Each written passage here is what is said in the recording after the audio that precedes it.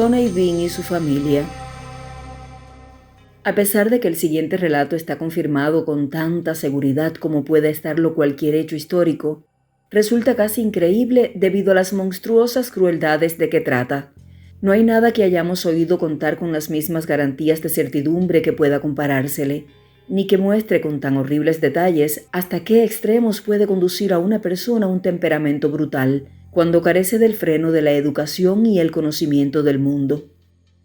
Sonei Bin nació en el condado de East Lothian, a unos 13 kilómetros al este de la ciudad de Edimburgo, durante el reinado de Jaime I de Escocia. Su padre se dedicaba a recoger setos y a excavar zanjas, e inició a su hijo en la misma profesión. En su primera juventud se ganaba el pan cotidiano con aquel oficio, pero siendo muy inclinado a la vagancia, terminó por abandonar a sus padres y trasladarse a la parte deshabitada de la región, llevándose con él a una mujer de inclinaciones tan perversas como las suyas. La pareja se instaló en una cueva cerca de una playa del litoral del condado de Galway y allí vivieron durante más de 25 años sin ir a ninguna ciudad, pueblo ni aldea. En aquel tiempo tuvieron un gran número de hijos y nietos, a los cuales criaron de acuerdo con sus propios hábitos, sin la menor noción de humanidad ni de sociedad civilizada. Nunca tuvieron ninguna compañía y se mantenían a sí mismos robando, siendo además tan crueles que nunca robaron a nadie sin asesinarlo previamente. Gracias a este método sanguinario y al hecho de vivir tan apartados del mundo, transcurrió mucho tiempo sin que fueran descubiertos, no habiendo nadie capaz de sospechar cómo se perdían las personas que pasaban por el lugar donde ellos vivían. Después de haber asesinado a un hombre, una mujer o un niño, transportaban el cadáver a su madriguera y allí lo descuartizaban y después se lo comían. Este era su único alimento y a pesar de que llegaron a ser tan numerosos, normalmente tenían un exceso de aquella repugnante comida. De modo que, amparados por la oscuridad nocturna, salían a arrojar al mar piernas y brazos de las desdichadas víctimas, procurando hacerlo a una gran distancia de la cueva en que vivían. Aquellos miembros eran tan devueltos con frecuencia por el mar a la playa, en diversas partes de la región para asombro y terror de los que los descubrían y de otros que oían hablar del macabro hallazgo. Las desapariciones se hicieron tan frecuentes que provocaron un clamor general en toda la región, sin que nadie supiera qué había sido de sus amigos o parientes si eran vistos por aquellos desalmados caníbales. La alarma fue en aumento, ya que no se podía viajar con seguridad por las proximidades de la madriguera de aquellos malvados. Fueron enviados espías a aquellos lugares, la mayoría de ellos no regresaron, y los que lo hicieron, después de llevar a cabo minuciosas investigaciones y pesquisas, no pudieron dar con las causas de aquellos misteriosos sucesos. Varios honrados viajeros fueron detenidos como sospechosos y ahorcados erróneamente con el apoyo de alguna prueba circunstancial. También fueron ajusticiados varios posaderos, sin otro motivo que el de haber alojado en sus posadas a algunas personas que posteriormente habían desaparecido sin dejar rastro. Se sospechó que habían asesinado a aquellas personas en sus establecimientos y enterrado después los cadáveres en lugares donde no resultara fácil descubrirlos.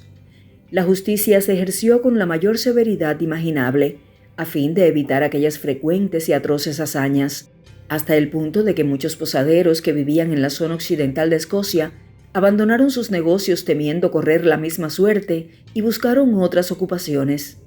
Esto, por otra parte, ocasionó muchos inconvenientes a los viajeros, que ahora encontraban grandes dificultades de alojamiento para pasar la noche. En una palabra, toda la región quedó casi despoblada.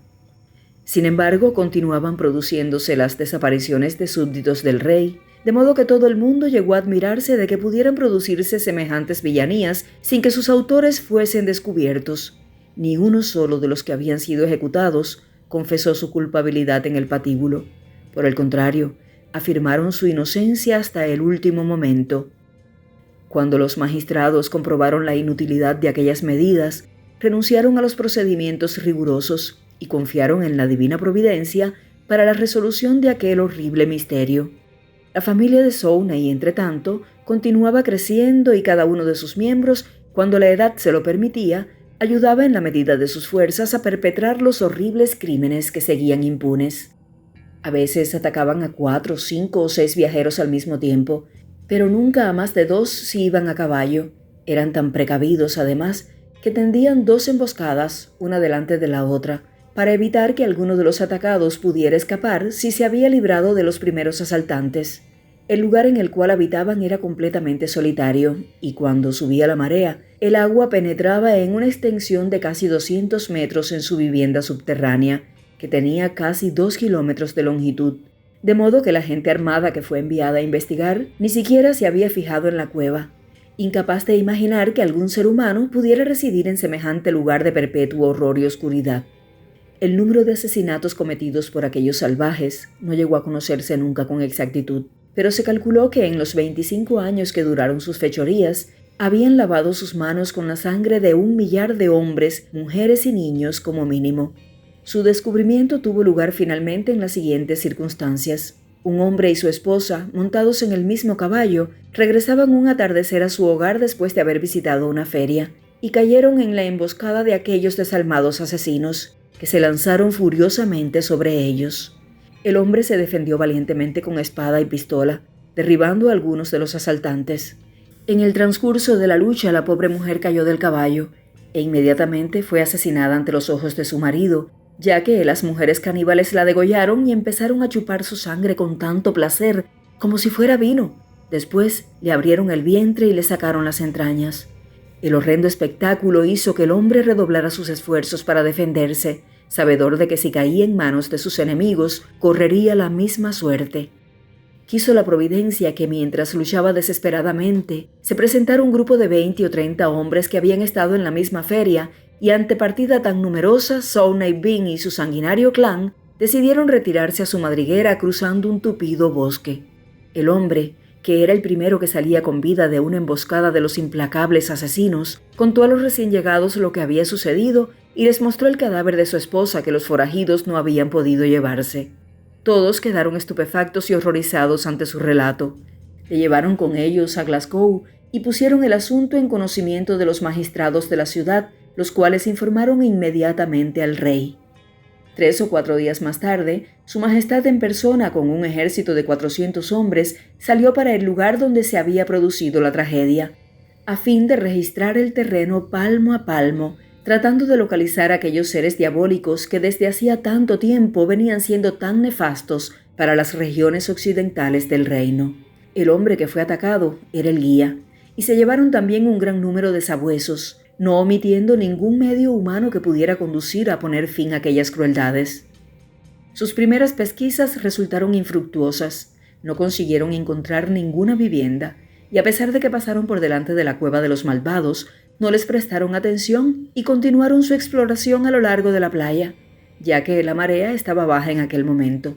Por fortuna, algunos de los sabuesos entraron en la madriguera e inmediatamente estalló un espantoso coro de ladridos, aullidos y gañidos, de modo que el rey con sus ayudantes volvió sobre sus pasos y examinó la entrada de la cueva, sin concebir que en un lugar donde solo se veía oscuridad pudiera ocultarse algún ser humano.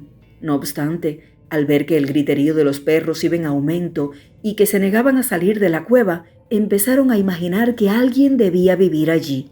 En consecuencia, fueron en busca de antorchas y un numeroso grupo de hombres se aventuró en la caverna, a través de las más intrincadas vueltas y revueltas, hasta que por fin llegaron a la recóndita cavidad que servía de vivienda a aquellos monstruos. El espectáculo que se ofreció a la vista de los soldados fue algo que ninguno de ellos podría olvidar mientras viviera. Piernas, brazos, manos y pies de hombres, mujeres y niños colgaban en ristras puestos a secar. Había muchos miembros en escabeche y una gran masa de monedas de oro y de plata, relojes, anillos, espadas, vestidos de todas clases y muchos otros objetos que habían pertenecido a las personas asesinadas. La familia de Sowney en aquella época se componía de él mismo, su esposa, 8 hijos, 6 hijas y como frutos incestuosos 18 nietos y 14 nietas. Todos fueron encadenados por orden de Su Majestad. Los soldados recogieron todos los restos humanos que pudieron encontrar y los enterraron en las arenas. Luego, cargaron con el botín que habían reunido los asesinos y regresaron con sus prisioneros a Edimburgo. Sowney Bean y los miembros de su familia no respondieron de sus crímenes ante ningún tribunal, ya que se consideró innecesario juzgar a unos seres que se habían mostrado enemigos declarados del género humano. Los hombres fueron descuartizados, les amputaron brazos y piernas y los dejaron desangrar hasta que les sobrevino la muerte al cabo de unas horas. Después de haber sido espectadores del justo castigo infligido a los hombres, la esposa, las hijas y los nietos fueron quemados en 3 hogueras distintas. Todos aquellos malvados murieron sin dar la menor señal de arrepentimiento. Por el contrario, mientras les quedó un hálito de vida, profirieron las más horribles maldiciones y blasfemias.